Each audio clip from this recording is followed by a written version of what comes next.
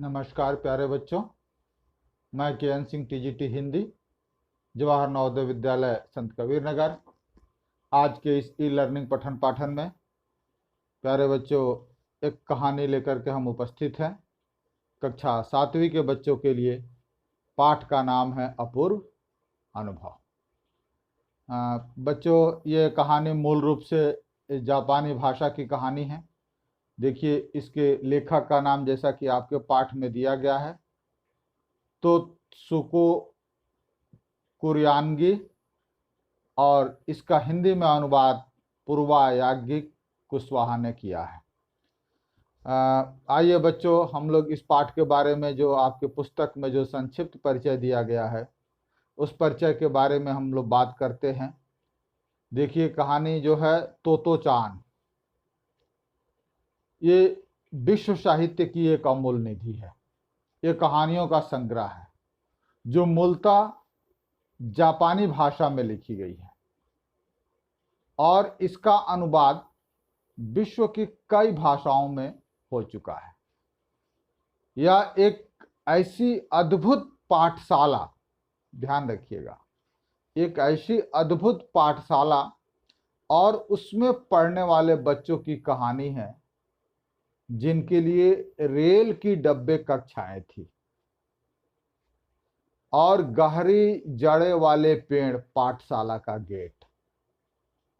शाखा यानी पेड़ की जो ब्रांचेज थी, बच्चों के लिए खेलने के कोने। इस अनोखे स्कूल के संस्थापक श्री कोबायाशी, जो लेखिका स्वयं स्कूल की छात्रा थी, और उन्हीं के बचपन के अनुभवों पर आधारित पुस्तक तोतो-चान का यह अंश आपके समक्ष प्रस्तुत किया गया है, अपूर्व अनुभव।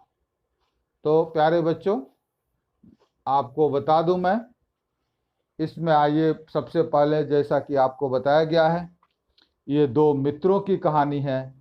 तो सबसे पहले आपको मैं उन दो मित्रों से आपको रूबरू कराता हूं। ये देखिए, ये तोतो-चान है। तोतो-चान शारीरिक रूप से समर्थवान है और ये दूसरा जो एक कैरेक्टर है इस कहानी का वो है यास्की-चान। यास्की-चान पोलियोग्रस्त है, देख सकते हैं आप। ये देखिए, एक पैर जो है इनके असक्षम है ये पैर पर खड़ा होने में, और एक पैर में देखिए ये बैसाखी लगी हुई है। इनके पैर में देखिए कुछ ऐसा सपोर्ट लगा हुआ है जिसके बल पे ये चल पाते हैं। इन दो मित्रों की ये पूरी कहानी जो है अपूर्व अनुभव, इन दो मित्रों की कहानी है, तोतो-चान और यास्की-चान। तो आइए अब इस कहानी के बारे में हम लोग बात करते हैं। जैसा कि आपको पाठ में ही बताया गया था कि ये तोमोए में स्थित एक ऐसे स्कूल की कहानी है जहां देखिए ये रेल के डब्बा कक्षा है। कितना बच्चों को इंटरेस्ट आता होगा। देखिए, ये रेल का डब्बा है, ये तोमोए में स्थित उस स्कूल का कक्षा का एक सीन है जिसमें ये बच्चे पढ़ रहे हैं, और उसी तोमोए का ये बगीचा है जिसमें हर एक बच्चा, बगीचे का जो गेट है वो एक पेड़ के द्वार से बना हुआ है, पेड़ों से बनाया गया है द्वार उसका, और हर बच्चा एक पेड़ को अपना मित्र मानता है और हर बच्चे का अपना एक पेड़ है। जब भी बच्चों का छुट्टी होता है, लंच ब्रेक होता है, तो बच्चे जाकर के उस पेड़ की टहनियों पर बैठते हैं। देखिए, ये तोमोए का बाग है। तोमोए का बाग है जिसमें हर एक बच्चे का नाम से हर एक बच्चा एक पेड़ पर कब्जा किए हुए, आप ये मान लीजिए। तो ये है परिस्थितियां। क्लासरूम जहां ट्रेन की बोगियों जैसा बनाया गया है, आकृति आप देख रहे हैं। बगीचा है, उस बगीचे के अनुभव को लेखिका, जो स्वयं कभी शायद उस स्कूल का हिस्सा रही होंगी, उन्होंने इसका जिक्र आपके इस पाठ में किया है।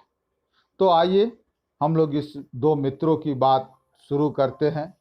तोतोचान जो उम्र में थोड़ी बड़ी हैं, यास्की-चान, तोतोचान के पास भी अपना एक वृक्ष है जो अपनी पेड़ की डालियों पर बैठ करके और पेड़ के साथ भी बड़ी ही अदब से पेश आया जाता है। पेड़ से अदब से बात की जाती है और पेड़ से बात करके पूछा जाता है बजाबते। वो सब कल्चर और वहाँ के स्कूल का रिवाज है। यास्की-चान देखिए आपको दिखाई दे रहे हैं, जो शारीरिक रूप से असक्षम है, जिनका कोई मित्र पेड़ नहीं है, जिनके पास कोई पेड़ नहीं है। तो एक यास जो तोतोचान है एक संवेदनशील मित्र है जो एक मित्र की पीड़ा को समझ रही है। उसको यास्की-चान पर दया आती है क्योंकि यास्की-चान के पास कोई पेड़ नहीं है और यास्की-चान को उस पेड़ पर चढ़ कर के जो नज़ारा सारे बच्चे देख पाते हैं, यास्की-चान उस नज़ारे से वंचित रहते हैं। इस पीड़ा को, यास्की-चान की इस पीड़ा को बड़ी ही मन से, बड़ी ही अंतर मन से तोतोचान ने महसूस किया और एक दिन फैसला किया कि हम यास्की-चान को अपने पेड़ पर चढ़ाएंगे और उसे भी अन्य बच्चों की भांति जो आनंद की अनुभूति पेड़ की डालियों पर बैठ करके होती है वो होगी। तो इस प्रकार उसने प्लानिंग बनाई, उसने योजना बनाई। आप पाठ पढ़ेंगे तो ये सब चीजें आपको, इससे आप अवगत होंगे। और गए, उन्होंने अपने घर में अपनी माँ को नहीं बताया, लेकिन उसके एक मित्र को ये बात उन्होंने बताई और पूर्व निर्धारित कार्यक्रम के हिसाब से वो उस बाग में पहुंची तोतोचान यास्की-चान को लेकर के और अपनी पेड़ की शाखा पर उसे बैठाना चाहती थी। चूंकि आपको बताया मैं कि यास्की-चान शारीरिक रूप से अक्षम है और उस पेड़ की डालियों तक नहीं पहुंच सकते, इसके लिए वह भगती हुई बगीचे के जो माली है, जो रखवाली करता है, बगीचे का देखभाल करता है, उसके आवास के पास एक सीढ़ी पड़ी हुई थी। बड़ी मुश्किल से कोशिश करते हुए तोतोचान वो सीढ़ी घसीट करके लाई और तोतोचान की जो पेड़ है उसका जो शाखाएं जहाँ से विभाजित होती है वहाँ तक वो सीढ़ी पहुँच जाती थी, पहुँच गई और बामुश्किल उसने वह सीढ़ी लगाने में सफल हो गई। लेकिन समस्या थी कि यास्की-चान को उस सीढ़ियों के माध्यम से कैसे उस द्विशाखा पर पहुंचाया जाए। बहुत प्रयत्न किया क्योंकि आप जानते हैं कि यास्की-चान शारीरिक रूप से असक्षम थे। अगर वो उनको सपोर्ट नहीं मिल रहा था और काफ़ी धूप में दोनों पसीने से लथपथ थे, काफ़ी प्रयास के बाद भी वो सीढ़ियों के माध्यम से अपने पेड़ पर चढ़ाने में तोतोचान यास्की-चान को असफल रही। फिर उसने दूसरा एक प्रयास किया, थोड़ी देर में वहां से गई और एक तिपाया स्टूल लेकर के आई। स्टूल मुश्किल से उस द्विशाखा तक पहुंचती थी, सीढ़ियां हटा करके उसने स्टूल को लगाया। आप देख सकते हैं, आपको देखिए ये सीढ़ियां लगाई हुई है और सीढ़ियों पर देखिए ये यास्की-चान चढ़ने का प्रयास कर रहे हैं, लेकिन ये तोतोचान ऊपर बैठी हुई उनको खींचने का प्रयास कर रही है, लेकिन ये सफल नहीं होते हैं। तो दूसरा जो प्रयास है वो था स्टूल का। स्टूल लाए और ये किसी तरह से अपने उस जो पेड़ की जो डाली है उस पेड़ की डाली तक पहुंचने में सफल रहे। और इस प्रकार देखिए ये दोनों बैठे हुए हैं, यास्की-चान और तोतोचान। काफ़ी मेहनत के बाद तोतोचान यास्की-चान को अपनी पेड़ पर चढ़ाने में सफल रही और उससे इस कार्य में जो सफलता मिली उसे असीम आनंद की अनुभूति हो रही थी। निश्चित रूप से बच्चों आप लोगों को इस तरह की संवेदनात्मक बातें सुन करके बहुत ही अच्छा लगेगा कि दोस्त के प्रति हमारा क्या कर्तव्य होना चाहिए। तो देखिए ये स्टूल के माध्यम से कैसे छलांग लगाकर दूसरी शाखा पर बैठ गए, लेकिन अंदर से डरी हुई थी। ये देखिए दोनों बैठ करके अपनी जो, लेकिन डरी हुई थी यदि कोई उसको चढ़ाते हुए देख लेता या बामुश्किल अगर तोतो चान के हाथों से यास्की चान फिसल जाते तो उनकी क्या दशा होती। द्विशाखा पर दोनों चढ़ गए और पूरे नज़ारे को देखते रहे। अब जब पहुंचे इन दोनों तो उन दोनों ने पहुंच करके कुछ बातें की आपस में। देखिए लिखी है उधर, दोनों आपस में जब पहले कभी न देखा तो ऐसा होता पेड़ पर चढ़ना। यास्की चांद ने खुश होते हुए कहा। वे बड़ी देर तक पेड़ पर बैठे बैठे इधर उधर की गप्पे लड़ाते रहे। अब देखिए क्या कह रहे हैं। मेरी बहन अमेरिका में है, उसने बताया है कि वहाँ एक चीज़ होती है टेलीविज़न। प्यारे बच्चों, उस समय की कहानी है जब टेलीविज़न आज आम बात हो गई है, लेकिन उस समय टेलीविज़न सभी के लिए एक अचरज का विषय हुआ करता था।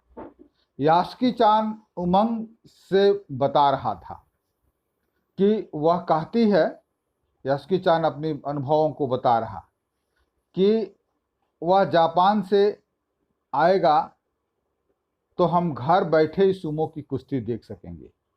वह कहती है कि टेलीविज़न एक डब्बे जैसा होता है। तो चांद उस समय यह तो न समझ पाई कि यास्की चांद के लिए जो कहीं भी दूर तक चल नहीं सकता था, घर बैठे चीज़ों को देख लेने में क्या अर्थ होंगे। वह तो यही सोचती रही कि सुमो पहलवान घर में रखे किसी डिब्बे में कैसे समा पाएंगे। उनका आकार तो बड़ा होता है, पर बात उसे बड़ी लुभावने लगी। उन दिनों टेलीविज़न के बारे में कोई जानता नहीं था। पहले पहल यास्की चांद ने ही तोतो चांद को उसके बारे में बताया था। पेड़ मानो गीत गा रहे थे और दोनों बेहद खुश थे। यास्की चांद के लिए पेड़ पर चढ़ना पहला और अंतिम मौका था। तो बच्चों ये है, इसीलिए इस पाठ का नाम अपूर्व अनुभव रखा गया है। आप देख सकते हैं और मैं उम्मीद करूंगा कि आप प्रश्नों को देख लीजिएगा। यास्की चांद को अपने पेड़ पर चढ़ाने के लिए तोतो चांद ने अथक प्रयास क्यों किया। आप इस चीज़ को समझ सकते हैं कि अथक प्रयास करने के पीछे उसका एक ही मकसद था, क्योंकि जो तोतो चांद थी वो एक दयालु मित्र थी और वो समझ रही थी कि यास्की चांद के पास कोई पेड़ नहीं है और उसे पेड़ पर चढ़ना कैसा लगता होगा। इस चीज का अनुभव कराने के लिए उसने यह फैसला किया और अथक प्रयास किया। दृढ़ निश्चय, दूसरा प्रश्न देखिए, दृढ़ निश्चय और अथक परिश्रम में सफलता पाने के बाद तोतो चांद और यास्की चांद को अपूर्व अनुभव मिला। इन दोनों को अपूर्व अनुभव कुछ कुछ अलग थे। दोनों में क्या अंतर रहे आप लिखिए, सोचिए। एक तो देखिए यास्की चांद के लिए तो ये सबसे बड़ा अपूर्व अनुभव यह था कि वो कभी पेड़ पर चढ़ा नहीं था और इसलिए वह चढ़ने के बाद वो उसका आखिरी और पहला मौका था, क्योंकि इसके बाद फिर वो जोखिम भरा कार्य इतना नहीं किया।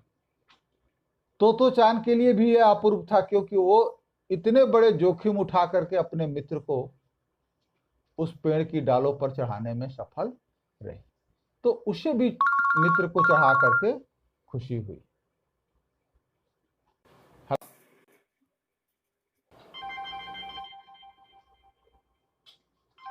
तो दृढ़ निश्चय और अथक परिश्रम। तो प्यारे बच्चों ये देखिए, पाठ में खोज कर देखिए कि कब सूरज का ताप यास्की चांद और तोतो चांद पर पड़ रहा था। वे दोनों पसीने से तरबतर हो रहे थे और कब बादल का एक टुकड़ा छाया देकर कड़कड़ाती धूप से बचाने लगा। आपके अनुसार इस प्रकार की परिस्थिति बदलने का कारण क्या हो सकता है? तो ये सभी प्रश्नों का उत्तर मैं आपसे उम्मीद करता हूँ कि इसे पूरा कर लीजिएगा और फिर क्लास में हम बातें करेंगे।